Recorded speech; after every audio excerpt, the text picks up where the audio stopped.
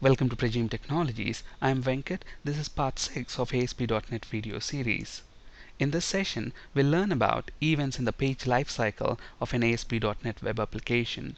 Before continuing with the session, I strongly recommend to watch parts 3, 4, and 5 of this video series. In part 4 of this video series, we have discussed that events can occur at 3 levels in an ASP.NET web application. Events can occur at the application level. Examples of application level events include session start, session end, application start, application end, etc. And the application level events reside in global.asax file. Events can also occur at the page or the web form level. Examples of page level events include page load, page pre-render, etc. We will be talking about page level events in this session. Events can also occur at the control level. Examples of control level events include click event of a button control, selected index changed event of a drop-down list, text changed event of a text box, etc. We will be talking about control level events in a later video session. And from the previous parts in this video series, we know that web applications work on a stateless protocol. Every time a request is made for a web form, the following sequence of events occur. Web application creates an instance of the web form that is requested, processes the events of the web form and controls, generates the HTML and sends that HTML back to the client who has requested that web form, and then the web form gets destroyed and removed from the web server memory. With this knowledge, now let's dive into the events in a page lifecycle. Now, in this table, you can see some of the commonly used events in the lifecycle of an ASP.NET web form. Now, there are more events than this, but these are the commonly used ones. And these events are listed in the order of their occurrence, except for this error event that you can see in the last, which occurs only if there is an unhandled exception. Now, in fact, this page underscore error event is extensively used to handle the unhandled exceptions and then log the information about them either in a database or log them to an event viewer. In fact, we will actually see how to do that in a later video session when we talk about exception handling in an ASP.NET web application. So the first event in the life cycle of an ASP.NET web form is the pre-init event. Pre-init standing for pre-initialization. As the name suggests, this event happens just before page initialization event starts.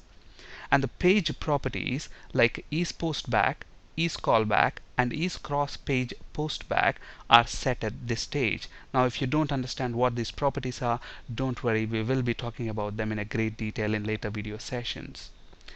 And this event allows us to set the master page and theme of a web application dynamically. Now, most of the time, we set the theme and master page statically at design time.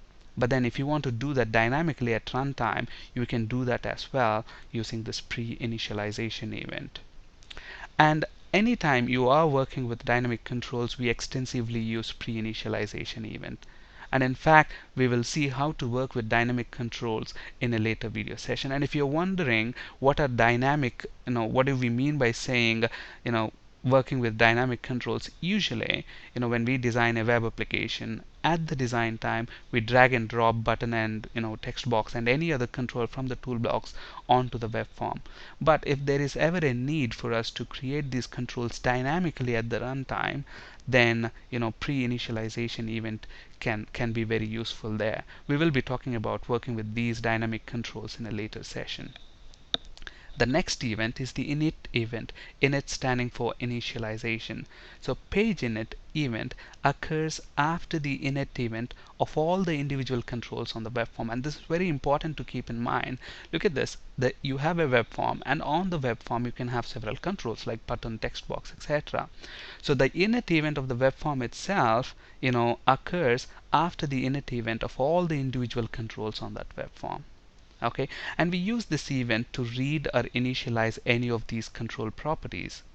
And in fact, one of the very important points to keep in mind about page initialization is that the server controls, the ASP.NET server controls, are loaded and initialized from the web server, from the web form's view state at this stage.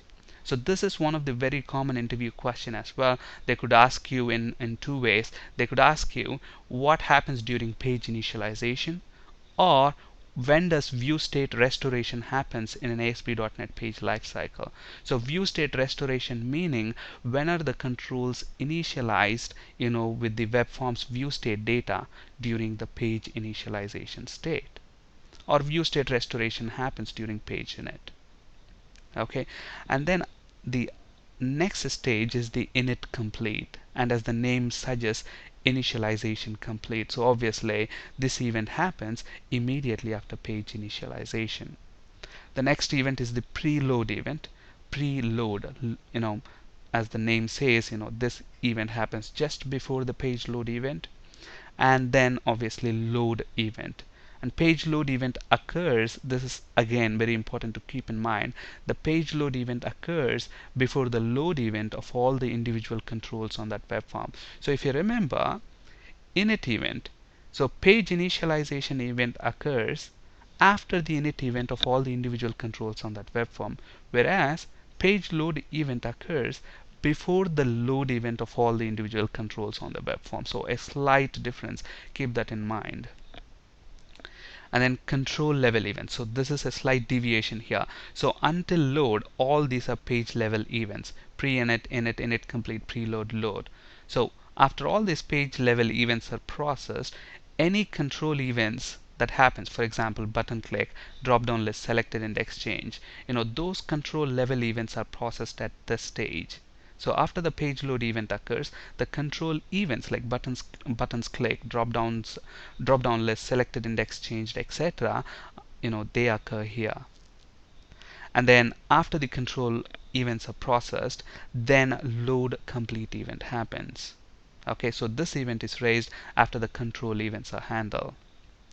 And then after load complete, pre-render, again as the name says, this event is raised just before the rendering stage of the page. If you're wondering what rendering means sending that HTML, rendering the actual page.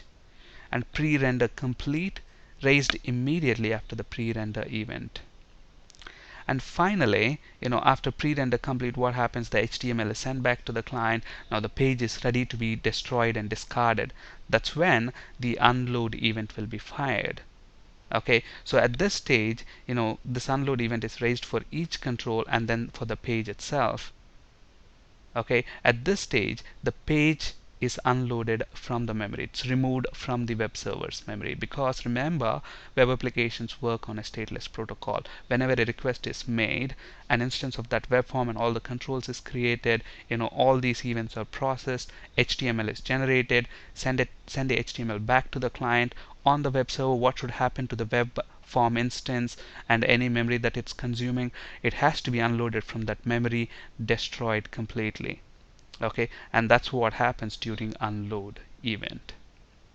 And error event, as we discussed, this does not happen every time. It only occurs when there is an unhandled exception on that page, which we'll be talking about in a later video session. Now let's look at how let's put this in action. Let's actually see the order of the events execution. Now if you look at this, it's pretty simple to understand. All I have is I have these event handlers. I have an event handler for page pre-initialization, page initialization, and all the events that we have just seen now. And then when I actually run the web form, you should see that the events get fired in this order. So if you look at what we are doing here, we are actually writing the name of the event to the response object. And you're wondering, okay, what is this BR within that double quotes? It's nothing but it's basically to induce a space. If you don't include that break HTML element there, what happens is everything comes in one line and the output won't be that clear. That's why I'm including that HTML break with the name of the event itself. So let's look at this in action. So I have this ASP.NET web application already created. Now if you look at this web form, it's pretty simple. All it has is the code that you have seen on the slide. I've just copied and pasted that here. So now if I run this, look at what's going to happen.